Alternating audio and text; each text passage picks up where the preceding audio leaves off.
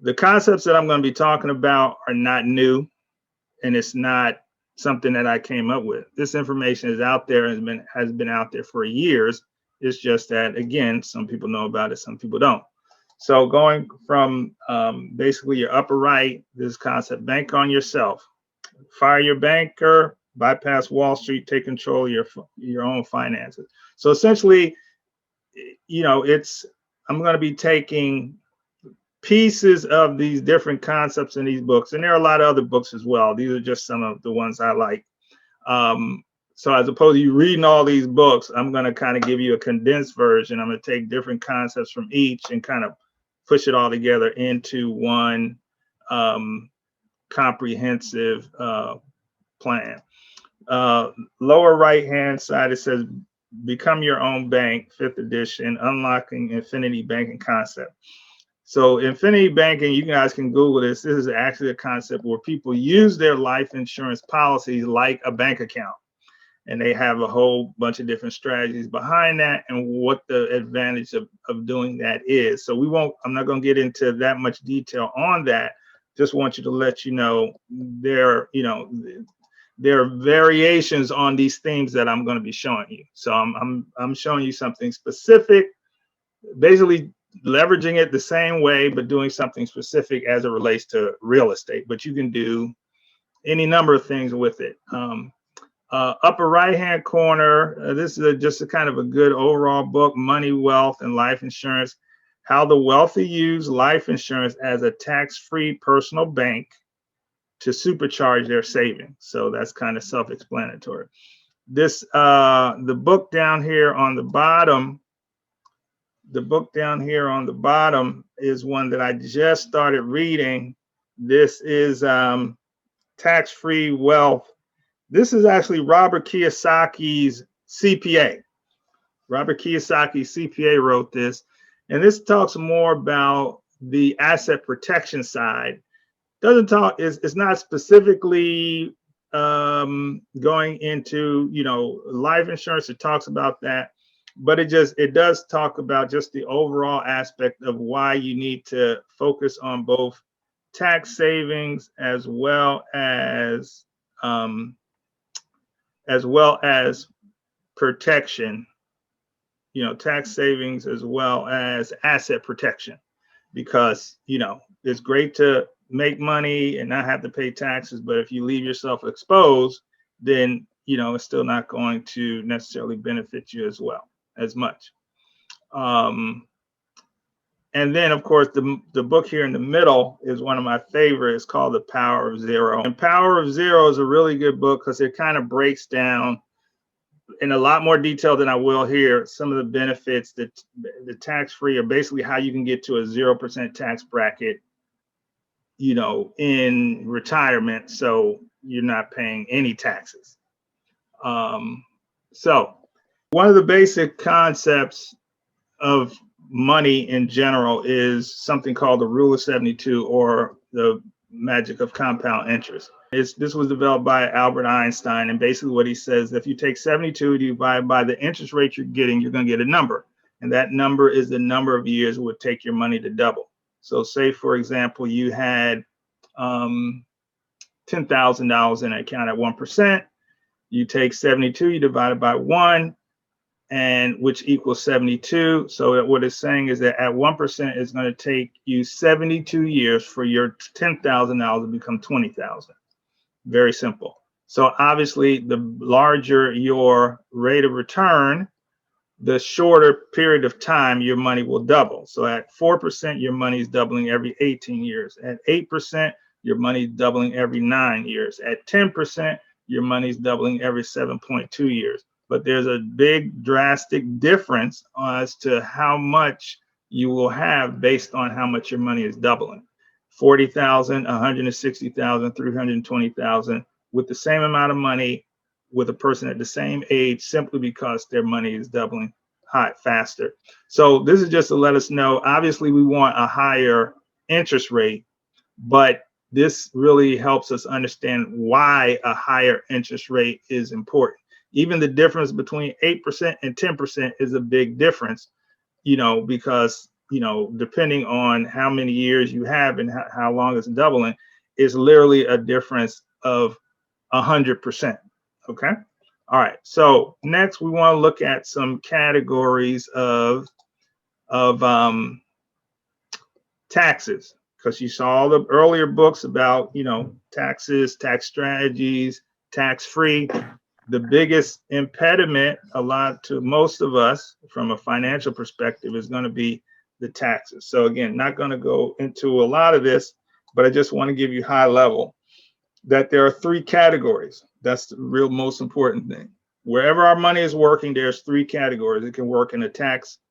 You'll hear the words taxable, tax deferred, tax advantage, layman's terms, tax now, tax later, tax never. So our money can be working in a tax now category, which means we got to pay however much money we make, we got to pay taxes every year, i.e. real estate is in a tax now category. If you're fixing and flipping, or you're collecting rents, you're buying whole, you're paying taxes every year. Nothing wrong with that. That's just the category you're in.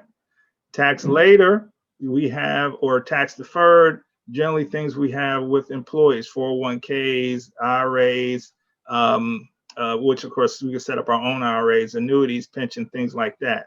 The money grows tax deferred, we have to pay the taxes later, i.e. maybe when we retire or when we start pulling the money out. Tax advantage is a scenario by which we don't have to pay any taxes if we follow the rules. And here are the different tools. You got the Roth IRA, 529 plan, municipal bonds, health savings account, cash value life insurance, long-term care benefits. So if we know how to play in that category, we can position ourselves to where we don't have to pay any taxes, period. It's just a matter of understanding how that works.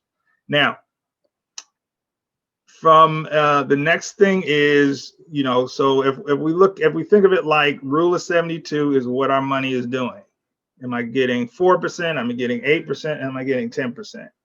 Tax now, tax later, tax never is where is my money working for me? Am I being taxed every year? Am I being taxed down sometime later? Or am I never being taxed? So it's what your money is doing, where your money is doing it. Now we're going to get into how am I getting that 4%, that 8%, that 10%. So again, there are three categories here where you have fixed accounts and you have variable. Those are the first two. Fixed accounts, interest rates are pretty low. Nothing wrong with that. Generally, ideally, fixed accounts are people who've already accumulated a lot of money and they don't want to lose any money. So you're not getting a great return, but your money's not at risk. Again, a lot of things you get from banks, very safe sort of products. Variable, we know you're in the stock market. Your money goes up and down. Not really sure what you're going to get. You're hoping you're going to get the upside. So you have a lot of growth potential that you're looking for. So these are the stocks, the 401ks, for municipal bonds, variable annuities, things like that. So with fixed accounts, you have safety, but no real growth. With variable, you have growth potential, just like now, the stock market is doing very well. Back in March when COVID hit, it wasn't doing so well.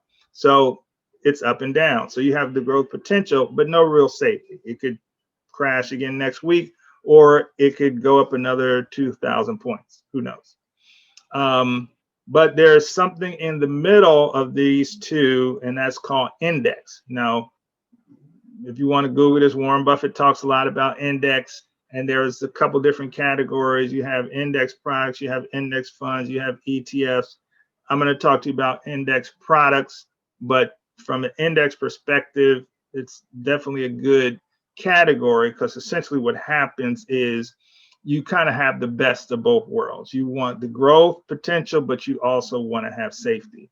The way they do it is they have a concept called floor and the ceiling, where the floor is basically the lowest you can ever get. The ceiling is the most you can ever get. So if so in this particular example, the floor is 0.75. So if the market goes down or the market crashes, you still get 0.75. If the market goes up 30, 40, 50%, the most you ever get is 15. So your in a scenario where you're always making money, and that's one of the reasons why Warren Buffett talks so much about this, because it meets his category of the 2 rules of money. Rule number 1, never lose money. Rule number 2, don't forget rule number 1. So that's really the benefit of index. Now, when you map index on a chart, so this is basically what happened in the S&P 500 from basically 2000 to 2013, where the market was going up and down. In 2000 we had the dot-com bubble. 2001 we had 9/11. Then around 2002 we had these record returns. Of course, 2008 we had the real estate crash, mortgage-backed security bank bailout. That's when Obama was elected, and things have been going up ever since until second quarter of last year, and then of course first quarter. First quarter of last year we had COVID.